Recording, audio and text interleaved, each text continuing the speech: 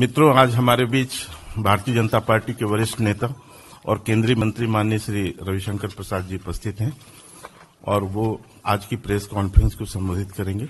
मैं उनसे निवेदन करता हूं कि प्रेस कॉन्फ्रेंस कृपया प्रारंभ करें।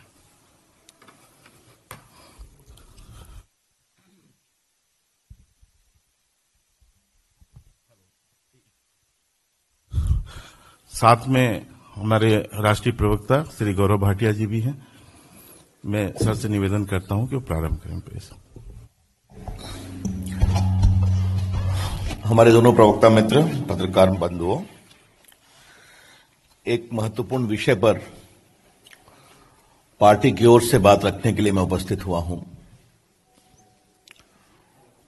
थोड़ा विस्तार से बोलूंगा, फिर आपके सवाल भी लूंगा। किसानों से संबंधित सुधारों को लेकर जो कानून बने हैं, उसको लेकर कुछ किसान संगठनों ने जो शंका उठाई है, उसके लिए चर्चा हो रही है। वो अपनी चर्चा की अलग प्रक्रिया है जो सरकार कर रही है। लेकिन अचानक तमाम विपक्षी दल या गैर भाजपाई दल कूद गए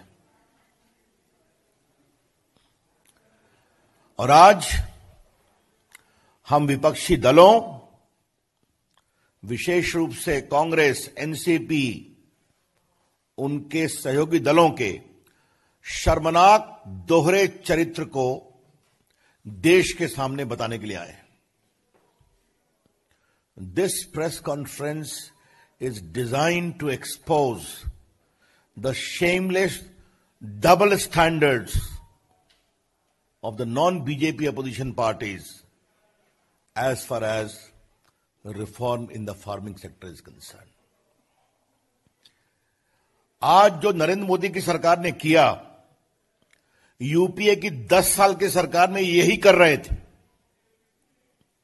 अपने राज्यों में कर रहे थे, बढ़ चढ़कर कर रहे थे। अभी मैं डॉक्यूमेंट दिखाऊंगा देश के सामने। लेकिन आज जब इनका राजनीतिक वजूद खत्म हो रहा है, ये बार बार चुनाव में हारते हैं, लोकसभा के चुनाव में, विधानसभा के चुनाव में, नगर निगम के चुनाव में, तो अपना वजूद, अस्तित्व बचाने के लिए किसी भी विरोधी आंदोलन में शामिल हो जाते हैं। मैं स्वीकार करूंगा कि किसान आंदोलन के नेता ने साफ साफ कहा है कि पॉलिटिकल लीडर्स हमारे मंच पे नहीं आए।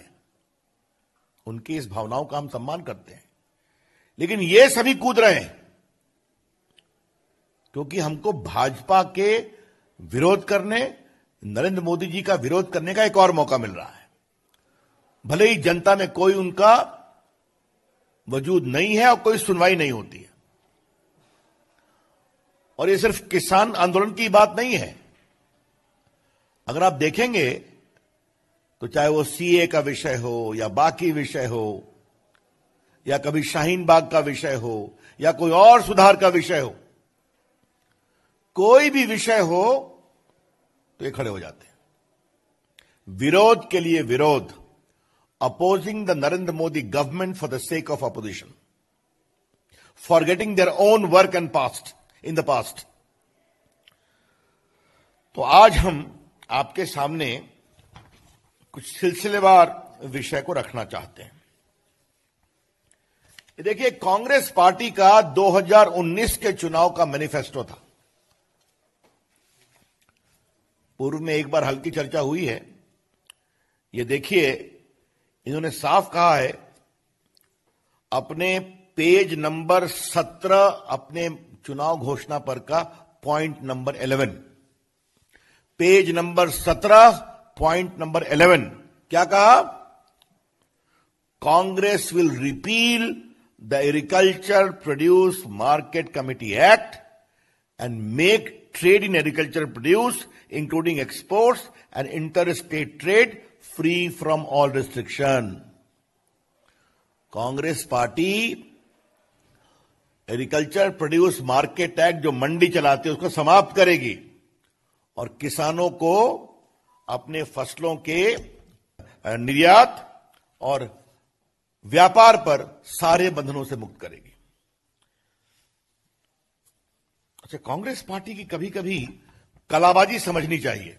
मैंने अंग्रेजी पढ़ा, उसमें लिखा है कि हम रिपील करेंगे, जो हिंदी है उसमें लिखा हुआ है हम संशोधन करेंगे। ये देखिए, आज मैं चाहता हूं कि कांग्रेस पार्टी का दोहरा चेहरा देश के, ये उनके देखिए ओरिजिनल मैनिफेस्टो है उनके कांग्रेस पार्टी की, और इसमें मैंने अंग्रेजी पढ़ा, फिर पढ़ता हूं, मैंने पढ़ दिया, देखिए मैं अंग्रेजी पढ़ रहा हूं। Point number 11, page heading 7, Agriculture, Farms and Farm Labor. Congress will repeal the Agriculture Produce Market Committee Act and make trade in agricultural state free from all restrictions. ये अंग्रेजी है। हिंदी में देखिए, कांग्रेस कृषि उपज मंडी समितियों के अधिनियम में संशोधन करेगी। अब कांग्रेस पार्टी के लोग जो ड्राफ्ट करते हैं, रिपील और अमेंडमेंट में अंतर नहीं समझते हैं, तो लगता है उनको कुछ आउटसोर्स करना चाहिए ड्राफ्टिंग को। ये मैं जरूर कहना चाहूंगा। अगर हिंदी भी मान ले तो संशोधन के पक्ष में वो थे जो हमारी सरकार ने किया है। अब जरा आपको हम राहुल गांधी के कुछ वक्तव्य दिखाना चाहते हैं। हमने बार बार कहा था, ये देखिए 2013 में उन्होंने अपने सारे मुख्यमंत्रियों की बैठक बुलाई थी यूपीए की सरकार ने, और उसमें क्या था, farmers can sell directly in Congress rule states. ये राहुल गांधी ने अपने मुख्यमंत्रियों को निर्देश दिया था। Congress rule states will delist fruits and vegetables from the agriculture produce market committee by January 15 and will give free choice to farmers. तो 2013 में जब उनकी सरकार थी, राहुल गांधी ने बुलाया था ये बैठक। ये आपकी जानकारी में रहना बहुत जरूरी है। तो कांग्रेस पार्टी का इतिहास क्या रहा है ये मैंने आपको कुछ और बताऊंगा।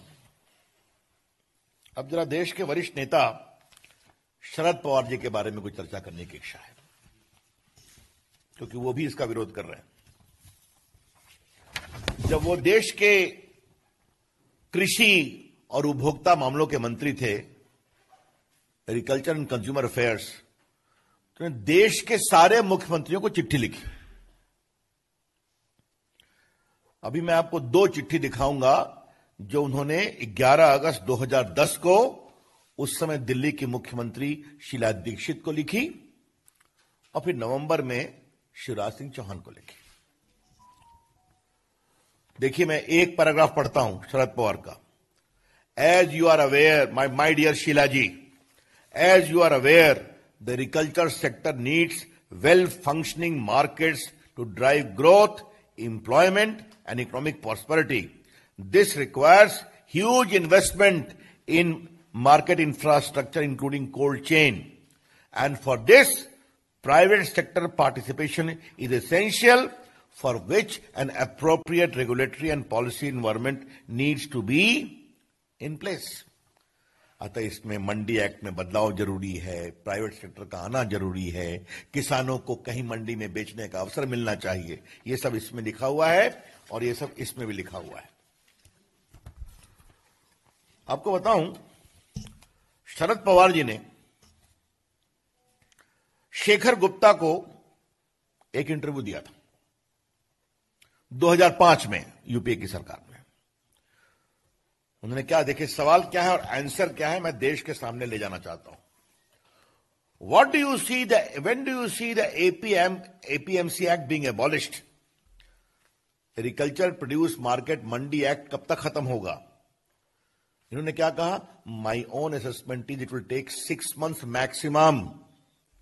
और क्या कहा, unless you are ready to amend the market act and allow the private sector to enter in this area, there will not be any financial support from government of India to the state. ये तो इस स्तर तक चले गए कि अगर मंडी act में सुधार नहीं करोगे तो भारत सरकार का वित्तीय सहयोग नहीं मिलेगा। ए पेनाल्टी वॉज प्रपोज, ये इनका इंटरव्यू है। तो आदरणीय शरद पवार जी, आप तो बड़े अनुभवी नेता हैं, कई बार मुख्यमंत्री रहे हैं, कई बार मंत्री रहे हैं केंद्र में। आपके दोनों पत्र मैंने पढ़ दिए, आपका इंटरव्यू पढ़ दिया। रिफॉर्म के आप तो नरेंद्र मोदी सरकार से भी अधिक दावा करते रहे हैं और आज आप भी खड़े हो गए। तो इससे अगर शुद्ध राजनीतिक स्वार्थ की राजनीति अपना अस्तित्व बचाने के लिए कहा जाए तो कुछ अनुचित होगा क्या? स्टैंडिंग कमेटी की रिपोर्ट आई है, उसमें आपके आदरणीय पिताजी मुलायम सिंह यादव भी मेंबर हैं और मैं ऐसा मानता हूं कि अभी वो समाजवादी पार्टी के नीतियों की आखिरी आवाज है, क्योंकि बड़े नेता हैं। उन्होंने भी बहुत साफ साफ कहा है उस रिपोर्ट में कि यह बहुत जरूरी है कि किसानों को मंडियों के चंगुल से मुक्त किया जाए। उसमें बाकी लोगों ने भी कहा है, अकाली के लोगों ने भी कहा है, और समाजवादी पार्टी हो या शिवसेना हो, जब सदन में बहस चल रही थी इन्होंने इसका समर्थन भी किया, सुधार करने की बात की, कुछ सावधानी खाली बात की, लेकिन इन प्रिंसिपल समर्थन किया था। यह सब रिकॉर्ड पर है, मुझे आपको बताने की जरूरत नहीं है। अब जरा मैं कांग्रेस पार्टी की सरकार के समय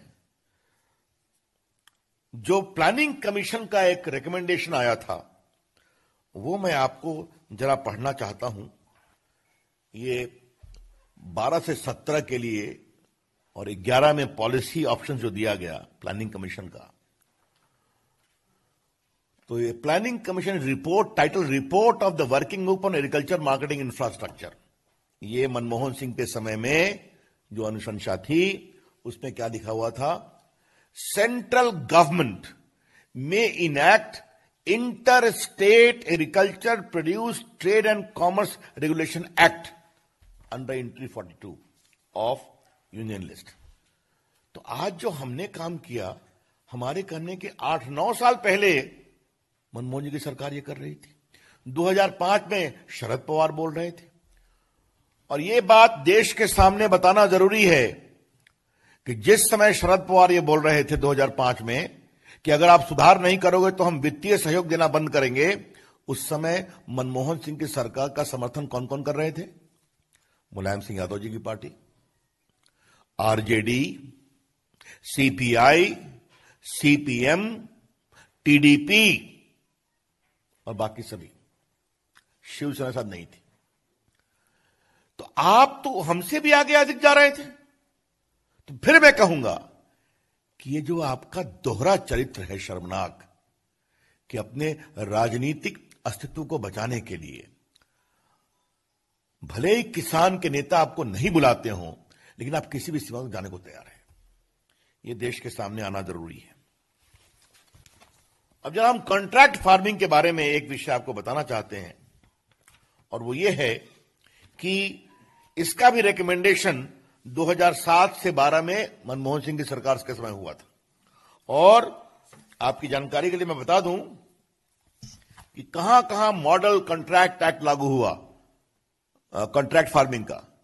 आंध्र प्रदेश, आसाम, छत्तीसगढ़, गोवा, गुजरात, हरियाणा उस समय कांग्रेसी स्टेट था, आसाम उस समय कांग्रेसी स्टेट था, हिमाचल प्रदेश, झारखंड, कर्नाटका 2003 में कांग्रेस स्टेट था, महाराष्ट्र 2006 एनसीपी और इंडियन नेशनल कांग्रेस की सरकार थी, मध्य प्रदेश 2003 दिग्विजय सिंह की सरकार थी, मिजोरम, नागालैंड, उड़ीसा 2006 बीजेडी, राजस्थान, सिक्किम, तेलंगाना।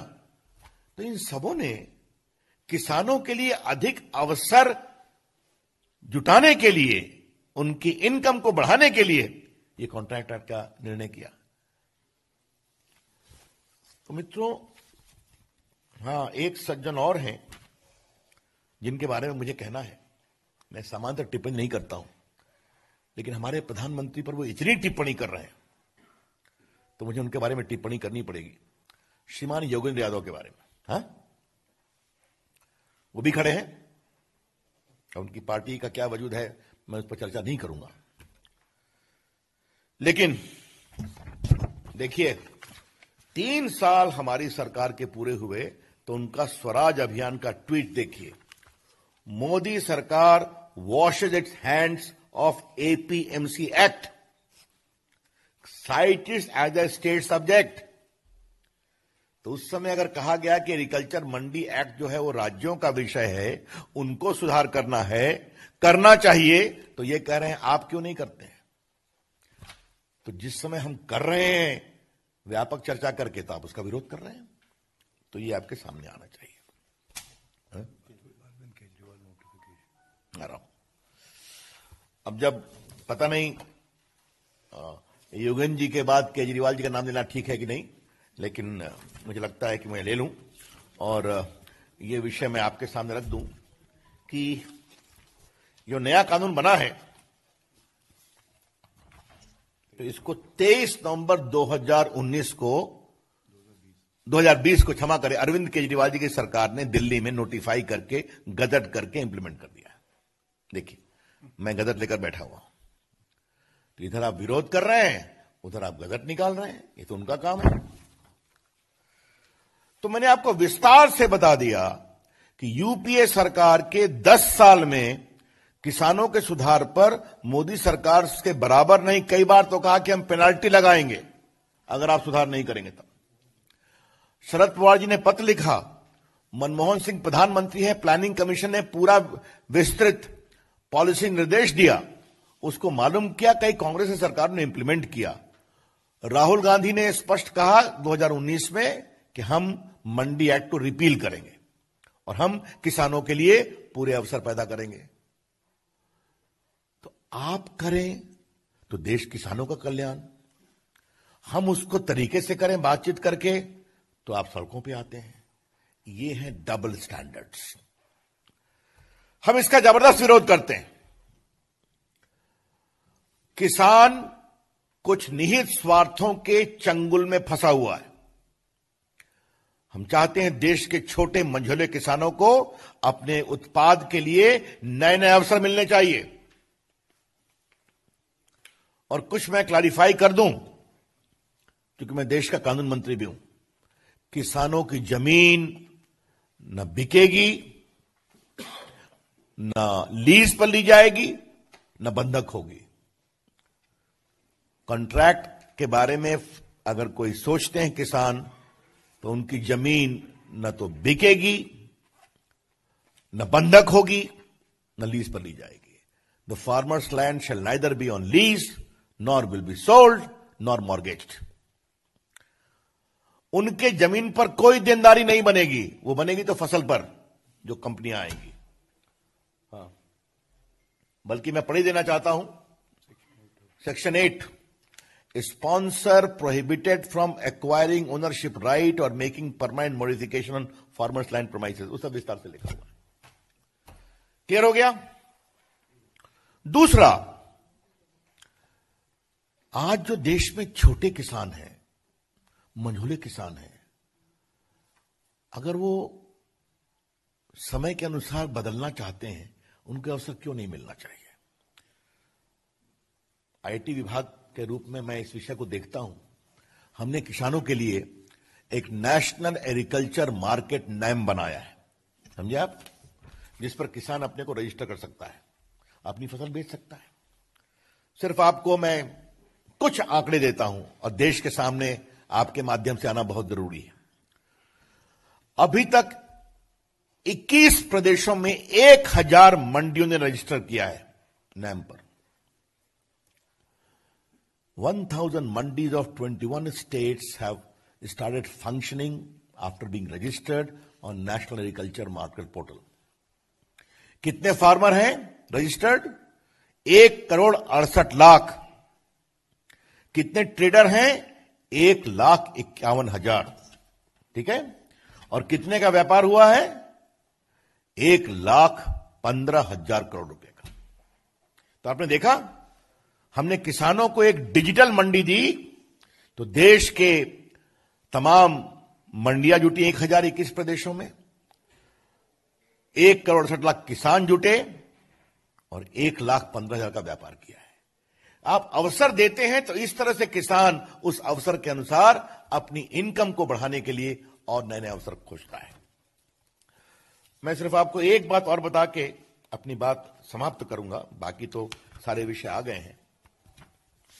ये हमने सिर्फ आपको 2 चीज मैं बता दूं। इस कानून के पारित होने के बाद भी हमने खरीफ में जो फसल होती है उसमें 6 फसलों के भुगतान के लिए हमने और रबी में भी न्यूनतम बिल में वृद्धि की है। और ये चर्चा मैंने बाद में कई बार ट्वीट भी की है, शायद पीयूष जी ने भी किया है, लेकिन यहां आपको बताना जरूरी है कि अभी नवंबर के अंत तक धान के पैडी प्रोक्योरमेंट 318 लाख टन हुआ है 60,000 करोड़ रुपए का। पैडी का प्रोक्योरमेंट जिसके एमएसपी आती है वो 318 लाख टन हुआ है 60,000 करोड़ रुपए का। और इसमें से सिर्फ पंजाब ने 202.77 लाख टन का प्रोक्योरमेंट हुआ है, यानी 64%। तो अगर जरा भी हमारा मंडी खत्म करने का इरादा होता या एमएसपी को समाप्त करने का इरादा होता तो इतनी बड़ी खरीद होती क्या? तो ये सब बातें देश के सामने लाना बहुत जरूरी है। नरेंद्र मोदी जी की सरकार किसानों के हित के लिए समर्पित है। नरेंद्र मोदी जी की सरकार किसानों के लिए नए नए अवसर तलाश कर उनकी इनकम में और मजबूती करना चाहती है।